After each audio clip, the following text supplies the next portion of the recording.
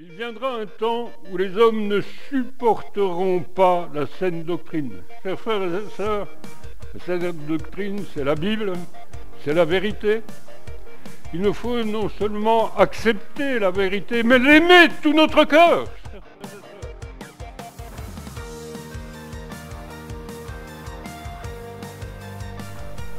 Gloire à Dieu. Nous sommes certes dans des temps fâcheux, vous l'avez sûrement remarqué comme moi. Hein.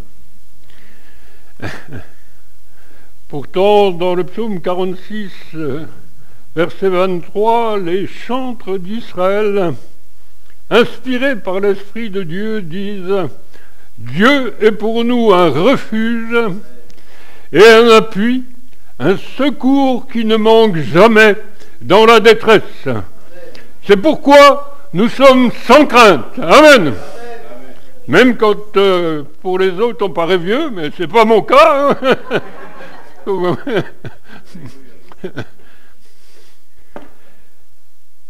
Quand la terre est bouleversée et que les montagnes chancellent au cœur des mers, c'est bien sûr imagé, mais on est bien sûr dans des sociétés qui sont un peu comme des cabanes qui sont comme une cabane qui est en train de s'écrouler, ça c'est biblique.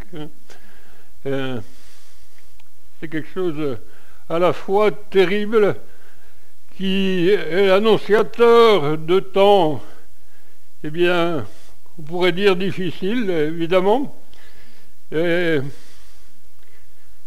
nous allons vers un temps glorieux, le retour du Seigneur en gloire. Alors, la terre, le monde est en train, en quelque sorte, d'enfanter cette réalité dans le brisement, dans les larmes, dans les difficultés. Quand les flots de la mer mugissent, écument, se soulèvent jusqu'à faire trembler les montagnes. Amen. Dieu est pour nous un refuge, chers frères et sœurs. Confions-nous en lui tout notre cœur. Les fondements sont renversés. Que peut faire le fidèle? C'est une question que je vous pose. On va essayer d'y répondre plus ou moins. N'est-ce pas une évidence? C'est une évidence que les fondements sont renversés. Il suffit d'écouter ce qui se dit, de voir autour de nous ce qui se passe pour être convaincu qu'il y a quelque chose de cassé dans notre monde, dans notre société. Les médias, bien sûr, nous informent en temps réel de tout ce qui se passe sur la planète, ce qui se passe aux quatre coins de la planète, et ces faits sont, il faut bien le dire, rarement réjouissants. Sans être prophète de malheur, on peut craindre le pire pour demain, chers frères et sœurs. Confions-nous dans le Seigneur, mais serrons cette réalité dans nos pensées et dans nos cœurs. Les temps vont devenir de plus en plus difficiles pour ce monde.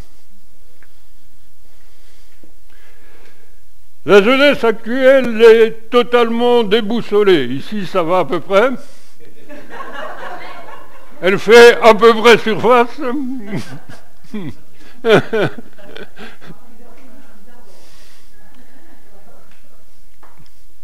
Car elle n'a plus de repères. Il faut bien reconnaître qu'il faut prier pour la jeunesse, même les jeunes de l'Église, parce que c'est pas du tout évident d'être jeune dans cette société. Et moi, très franchement, excusez-moi de le dire, mais je ne voudrais pas être jeune dans cette société. Je suis très content d'en arriver là où je suis. Mais que Dieu les bénisse et les fortifie et les aide.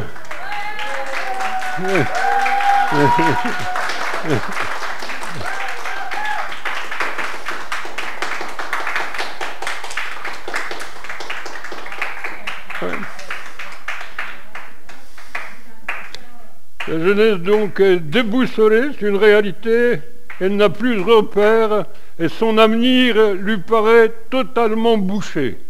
Ça, c'est une réalité. Et on sait que, eh bien, prophétiquement, le Seigneur nous a dit que les jeunes de l'Église vont gagner d'autres jeunes. Qu'on puisse prier pour eux, pour qu'ils puissent rapporter une parole d'espérance, une parole de vie. Amen. Savez-vous que, je pense que vous le savez, que la Bible a prévu les temps que nous vivons. Il nous indique au moins 3 domaines parmi d'autres pour lesquels les fondements sont renversés. La société, la famille et la foi chrétienne. Certains diront la religion. Permettez-moi de citer en langage actuel la traduction du verset de départ de notre réflexion. Les valeurs de la société sont en miettes. Que peut faire alors le fidèle? Le Saint-Esprit, l'Esprit de Dieu, a tenu à nous informer à l'avance de l'état de la société qui pourrait bien être la nôtre. Il l'a fait sous la plume de l'apôtre Paul en des termes d'une grande clarté. Je vous le lis en parole vivante en 2 Timothée 3, versets 1 à 4. L'apôtre Paul nous dit, conduit par le Saint-Esprit, sache bien, il dit ça à Timothée, mais il nous dit à nous aussi, bien sûr, sache bien que des temps difficiles nous attendent. La période finale de l'histoire de ce monde sera une époque périlleuse et trouble. Les hommes seront égoïstes, avides, exclusivement préoccupés d'eux-mêmes, de leur richesse, de leur réalisation, de leurs prétentions. Ils seront de plus en plus arrogants, jaloux, envieux, blasphémateurs et médisants. Ils ne connaîtront plus ni respect envers les parents, ni reconnaissance, ni piété, ni affection. Sans cœur et sans foi, ils seront implacables dans leur haine, parjures et calomniateurs, excusez-moi d'apporter un tableau aussi, mais c'est la Bible. Incapables de se discipliner, ils se livreront sans frein à la passion et à l'immoralité. On ne peut plus devant nos yeux. Cruels, ne nous laissons pas emporter par tout cela. On a besoin d'être proches les uns des autres, de prier les uns pour les autres, parce qu'on n'est que des êtres humains. Et on peut très facilement se laisser emporter par tout ça. Par l'immoralité, par la pornographie, par toutes ces choses. Il suffit de faire un petit clic sur YouTube ou autre, et on est parti. Et nos cœurs peuvent être emportés facilement. Que Dieu nous garde et nous secourt dans sa bonté.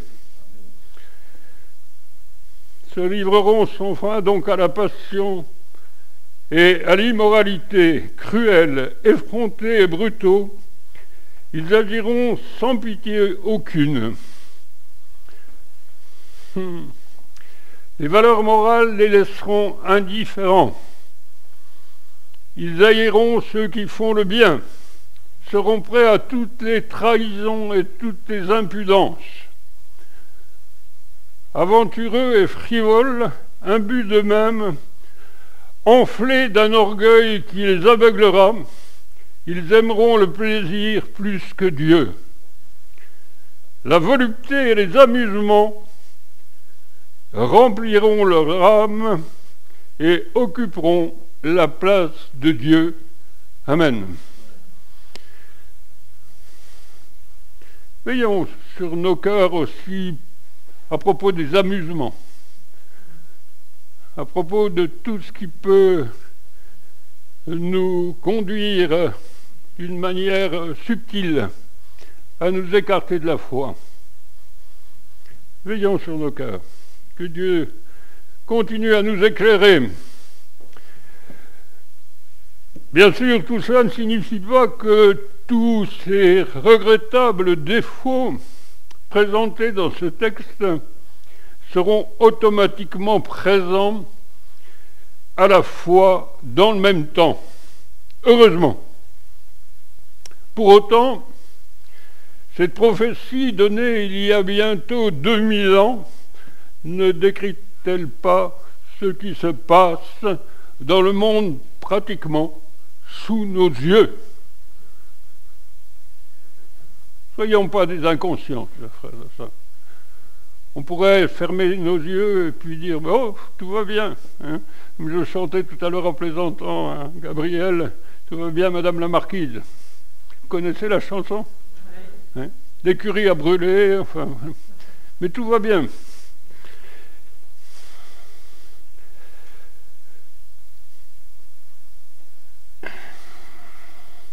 Cette prophétie nous montre nettement à quel point ce qui aurait dû faire la grandeur d'une société finit par disparaître à force d'être contesté. Que penser du texte biblique qui dit, Psaume 82,5, « Ils n'ont ni savoir, ni intelligence, ils marchent dans les ténèbres, tous les fondements de la terre sont ébranlés. » Il s'en dégage un enseignement simple et facile à saisir. L'absence de connaissance de Dieu et des principes d'existence établis par lui dans la Bible conduisent les hommes à avancer loin de la lumière. Le résultat est que toutes les assises de la terre sont ébranlées.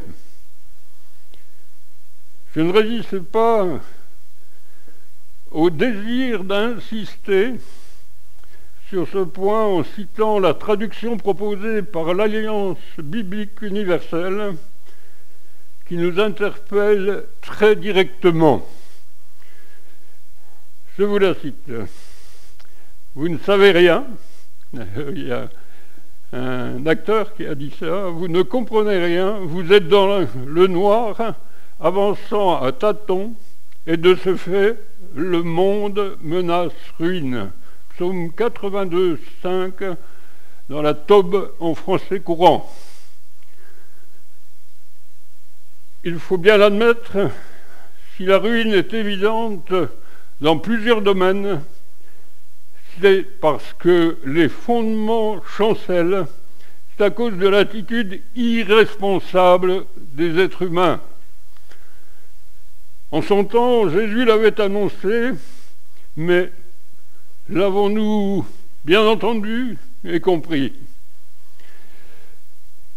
Parlant lui aussi des temps fâcheux précédant son retour en gloire, il a déclaré, Matthieu 24, 12, « Parce que l'iniquité se sera accrue, la charité ou l'amour du plus grand nombre se refroidira. » Qu'est-ce que cette iniquité accrue dont parle Jésus?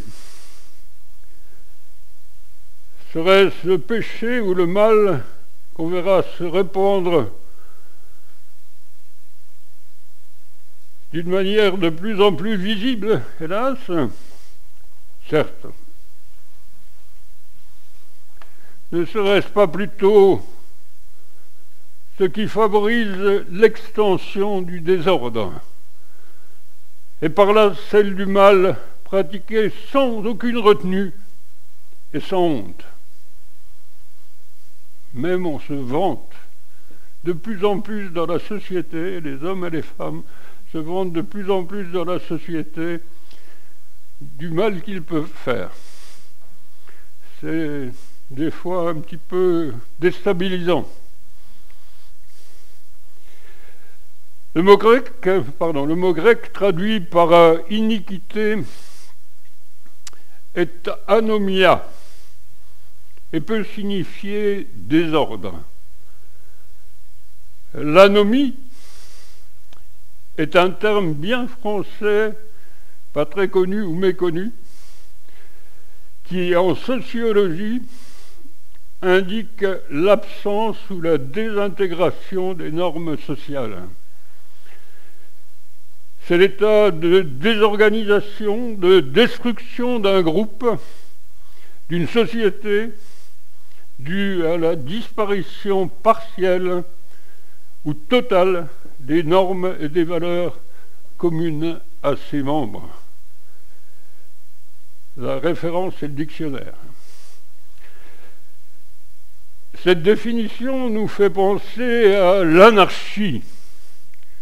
Mais alors que l'anarchie est étymologiquement l'absence de chef, l'anomie se traduit par l'absence ou l'abandon des lois. On le voit bien, il s'agit tout à fait des fondements de la société qui sont contestés, ébranlés, renversés totalement. Ce qui engendre la disparition progressive de l'amour véritable. Jésus ne s'est pas trompé, et le psalmiste non plus, et de notre côté, nous le constatons, même si c'est à regret, bien sûr. Où en est la famille, chère frère de ça, dans son ensemble? Ces fondements mêmes ne sont-ils pas renversés? Est-il indispensable d'insister sur ce point? Tant sont nombreux de nos jours les familles désorganisées, éclatées, monoparentales et recomposées. Gloire à Dieu qu'il y a des solutions pour les familles, pour tous les êtres humains en Jésus-Christ. Mais ceci, c'est une réalité criante. On sait qu'un bon nombre de désordres constatés dans le comportement des enfants, Christophe d'ailleurs en témoignait dans son témoignage, que vous pouvez toujours voir sur YouTube, je pense, désordres constatés dans le comportement des enfants, Christophe c'est mon fils, provient des carences du milieu familial. Privés de bases solides, ceux-ci se trouvent dans l'impossibilité de se construire eux-mêmes et par suite de bâtir leur existence de façon plus ou moins harmonieuse. À l'origine de cette situation se place en premier la notion du couple parental. Moi, j'ai fait mon temps. Enfin, c'est peut-être bien que les familles, les hommes et les femmes puissent y réfléchir en tant que parents et puis continuer dans le sens auquel Dieu les appelle à construire, eh bien, non seulement la qualité de vie de leurs enfants, à les aider à la construire, mais aussi à peut-être discipliner d'une certaine... C'est tellement mal vu de discipliner maintenant, mais pour autant, c'est indispensable. Moi, un contre-exemple, s'il en fallait, Dieu m'a fait grâce, m'a secouru, il a secouru ma famille, mon fils dont je vous parlais tout à l'heure, même sa mère qui s'est baptisée il y a peu de temps. Ça, c'est la gloire de Dieu en marche en Jésus-Christ.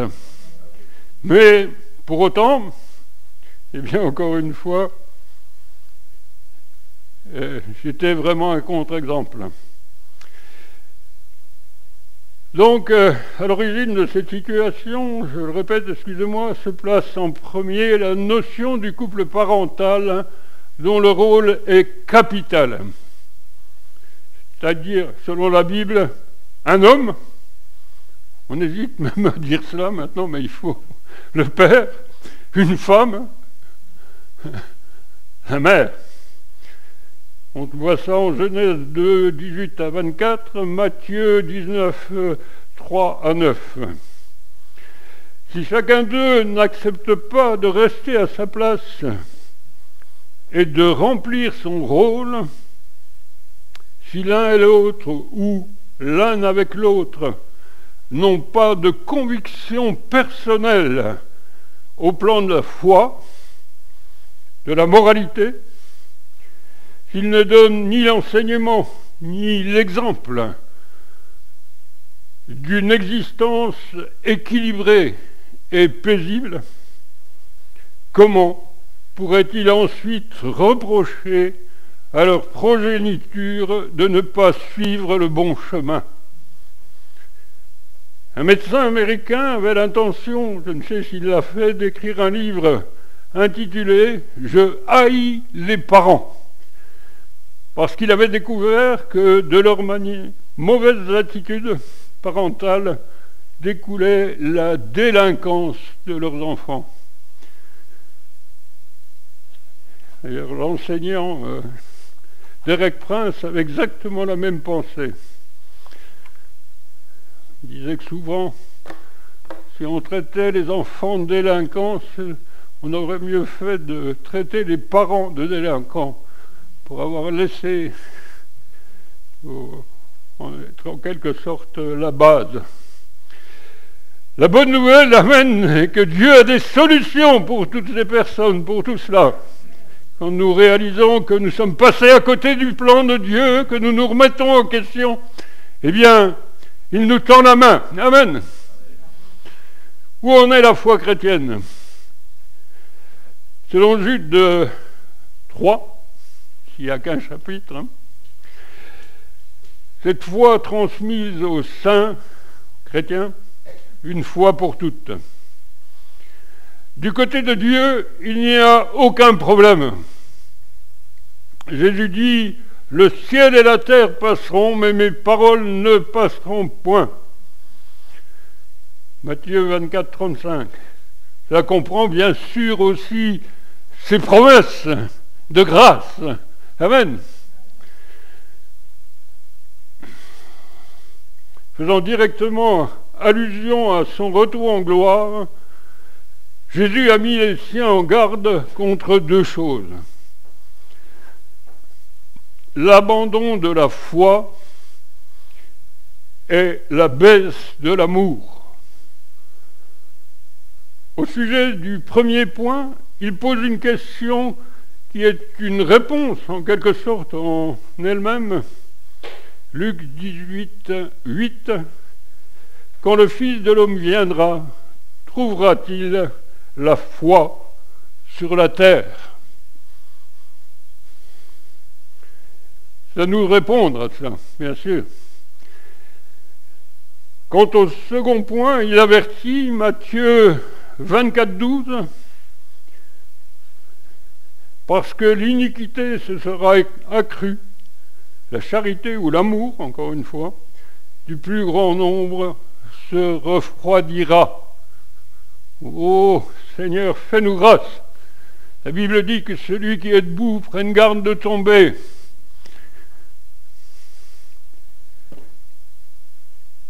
Que nous puissions continuer à nous attacher à ce Dieu qui lui seul donne la vie, qui lui seul est capable de nous tenir debout, de nous affermir, de nous secourir et de nous conduire jusque dans sa gloire. Or la foi et l'amour placés en Jésus, Fils de Dieu, sont bien sûr les bases de toute vraie vie spirituelle. Elles sont bien les fondements dont aucun croyant, il ne pourrait se passer, c'est une évidence. Que lui reste-t-il s'ils sont détruits? Après Jésus, c'est l'apôtre Paul qui reprendra le même thème en des termes tout aussi expressifs. 2 Timothée 4, versets 3 et 4. Il viendra un temps où les hommes ne supporteront pas la saine doctrine. Chers frères et sœurs, la saine doctrine, c'est la Bible, c'est la vérité. Il nous faut non seulement accepter la vérité, mais l'aimer de tout notre cœur, chers frères et sœurs, pour que nous puissions la conserver dans nos cœurs, dans nos vies, qu'elle puisse produire son effet.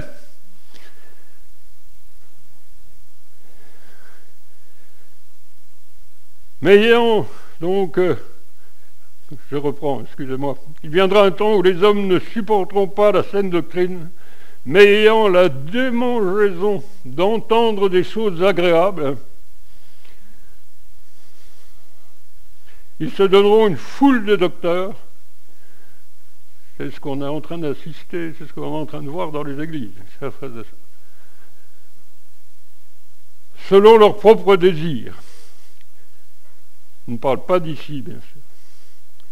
Détourneront l'oreille de la vérité et se tourneront vers les fables. Amen. Hélas. Le même processus de rejet, ne supportant plus un enseignement sain, S-A-I-N, et sans doute exigeant, les hommes se détournent de la vérité pour se rabattre sur des mythes nettement plus agréables à leurs propres yeux. Le fondement de ta parole est la vérité et toutes tes lois sont éternelles, écrivait le psalmiste au psaume 119, verset 60. Beaucoup d'incrédules préfèrent aujourd'hui renverser ce fondement et ignorer les lois de Dieu en agissant de la sorte. Ils croient se débarrasser ainsi d'un carcan qui les opprime. En fait, ils détruisent ce qui ferait la réussite de leur vie et de leur vie éternelle. Mais le savent-ils? Peuvent-ils en avoir conscience si personne ne leur rappelle? Que peut-on faire? Citons à nouveau ce texte de l'Écriture. Quand les fondements sont renversés, que peut faire le juste ou le fidèle? Après avoir rapidement montré dans quel domaine essentiel les fondements étaient menacés, sinon détruits, il est temps de nous arrêter sur ce qu'on peut faire. Tout diagnostic appelle un remède. Certes, nous ne pouvons pas changer totalement le monde. C'est une certitude. Aucune église, aucune organisation religieuse n'a pu le faire jusqu'à maintenant. Faut-il dire que même le christianisme n'a pas réussi à le faire en 20 siècles de présence et d'efforts. Mais nous pouvons, grâce à Dieu, changer les individus, influencer la société dans laquelle nous vivons, éclairer ceux qui sont prisonniers des ténèbres. Que Dieu nous aide.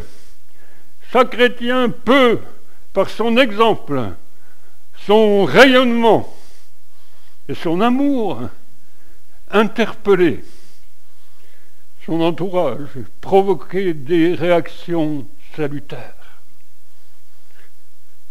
Chaque couple chrétien peut faire la démonstration de sa stabilité parce qu'il possède des fondements nobles et solides en la parole de Dieu. Chaque croyant respectueux des Écritures a le privilège de démontrer la force et la paix que procure la foi. Amen. Le prophète Ésaïe, qui a annoncé, comme vous le savez pour beaucoup, environ 700 à 750 ans avant les faits, le grand salut glorieux accompli par Jésus-Christ à la croix, donnant sa vie pour pardonner nos péchés. Ce même prophète puissant nous dit en Ésaïe 30, 15, c'est dans le calme et la confiance que sera votre force. Amen. Ainsi donc, avant de penser à ce que nous pouvons faire à notre niveau pour remédier au déclin spirituel et moral, nous devons bannir toute inquiétude de nos cœurs et demeurer ou rester en paix. Ne s'agit-il pas, bien entendu, d'adopter une attitude d'inconscience ou de bravade, mais de prendre une position de foi quant à la vigilance et la protection de Dieu. Amen. À sa fidélité. Sa fidélité est notre salut. Amen.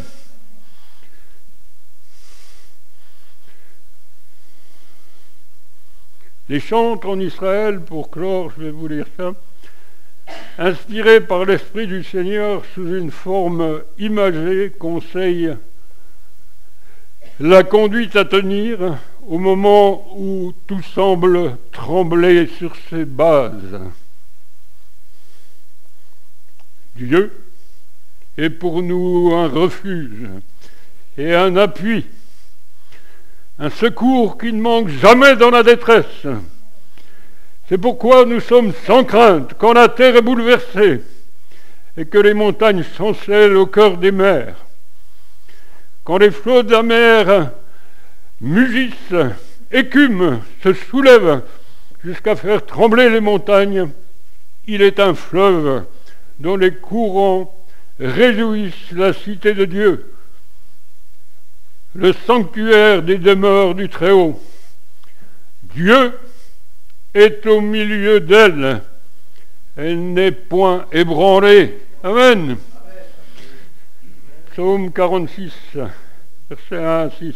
L'Église de Jésus-Christ, demeure du Très-Haut, chers frères et sœurs, n'est pas ébranlée, elle ne doit pas l'être.